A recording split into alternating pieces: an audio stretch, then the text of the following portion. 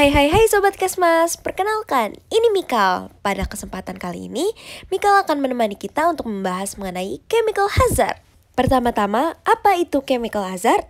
Apakah kalian tahu? Tenang Mikal, jangan khawatir karena setelah ini kita akan membahas mengenai pengertian chemical hazard. Bahaya kimia adalah jenis bahaya yang disebabkan oleh aerosol atau cairan kimia berbahaya yang dapat menyebabkan kebakaran, mudah meledak, dan dapat menimbulkan korosif. Jenis bahan kimia. Bahan kimia juga dapat ditemukan di banyak produk yang kita gunakan di tempat kerja dan di rumah. Produk pembersih seperti pembersih toilet, desinfektan, dan klorin. Perlengkapan seperti thinner dan gelasir tembikar. Persediaan garasi seperti bagian degreasers dan pelarut pembersih. Peralatan kantor seperti toner mesin fotokopi.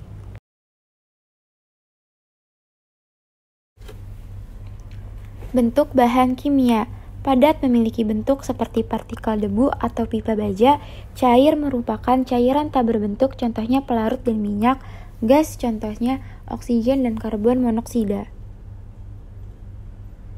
Bahan kimia di tempat kerja. Bahan-bahan kimia digunakan untuk berbagai keperluan di tempat kerja.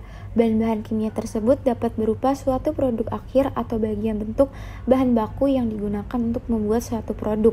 Juga dapat digunakan sebagai pelumas untuk pembersih, bahan bakar untuk energi proses, atau produk samping. Faktor bahaya kimia. Faktor bahaya kimia terdapat dari 7 jenis.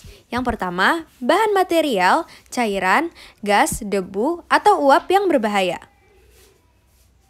Beracun, reaktif,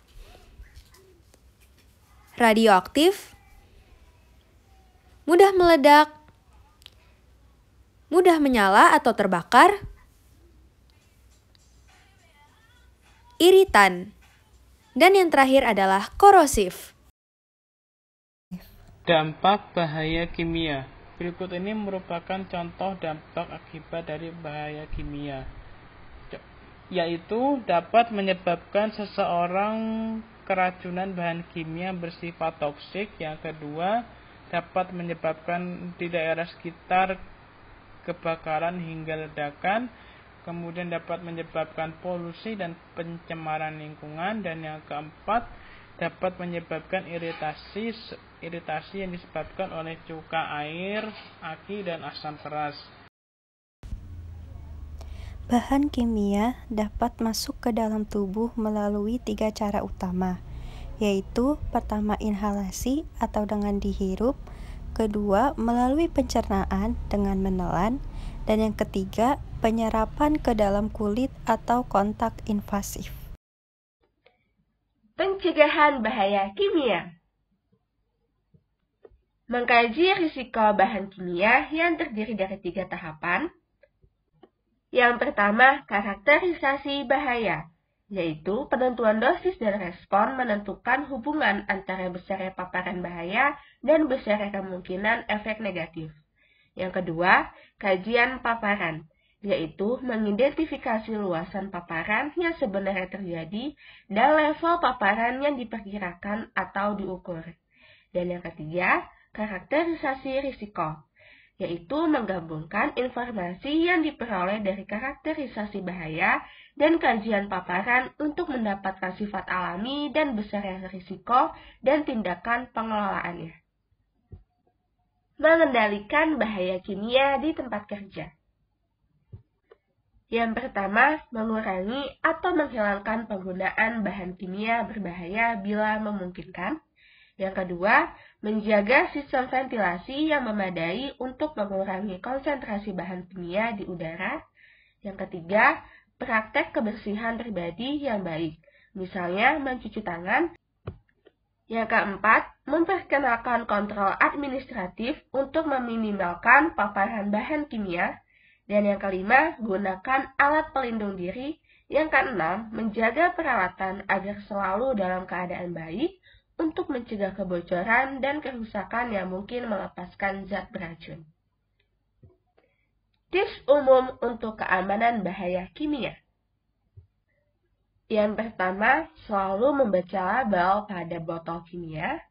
Yang kedua, selalu ikuti petunjuk dan tindakan pencegahan yang tercantum pada label, selalu membuang bahan kimia yang benar. Setiap kota memiliki drop-off lokasi limbah berbahaya rumah tangga.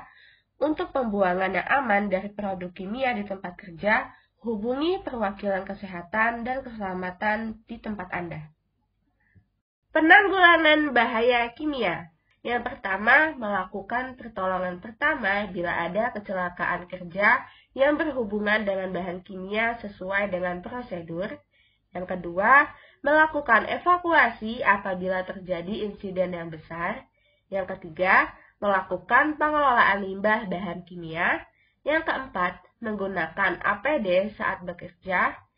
Yang kelima, melaporkan apabila ada kebocoran atau kerusakan pada tempat penyimpanan bahan kimia. Dan yang keenam, melakukan pelatihan rutin kepada karyawan mengenai bahaya bahan kimia dan cara penanggulangannya. Simbol dan makna simbol bahan kimia. Simbol iritan atau iritasi berarti bahan yang dapat menyebabkan iritasi, gatal-gatal, dan dapat menyebabkan luka bakar pada kulit. Tindakan yang perlu diambil adalah hindari kontak langsung dengan kulit. Contohnya, natrium hidroksida, fenol, dan juga klorin. Simbol harmful artinya bahan yang dapat merusak kesehatan tubuh bila kontak langsung dengan tubuh atau melalui inhalasi. Tindakannya, jangan dihirup, jangan ditelan, dan hindari kontak langsung dengan kulit. Contohnya, etilen glikol dan juga diklorometan. Simbol toksik atau racun artinya bahan yang bersifat racun dapat menyebabkan sakit serius bahkan kematian bila tertelan atau terhirup. Tindakannya, jangan ditelan dan jangan dihirup. Hindari kontak langsung dengan kulit. Contohnya, metanol dan juga benzena. Selanjutnya ada simbol very toxic atau sangat beracun. Artinya, bahan ini bersifat sangat beracun dan lebih sangat berbahaya bagi kesehatan yang juga dapat menyebabkan sakit kronis bahkan kematian. Tindakannya, hindari kontak langsung dengan tubuh dan sistem pernapasan. Contohnya, kalium cyanida, hidrogen sulfida, nitrobenzene, dan juga atropin.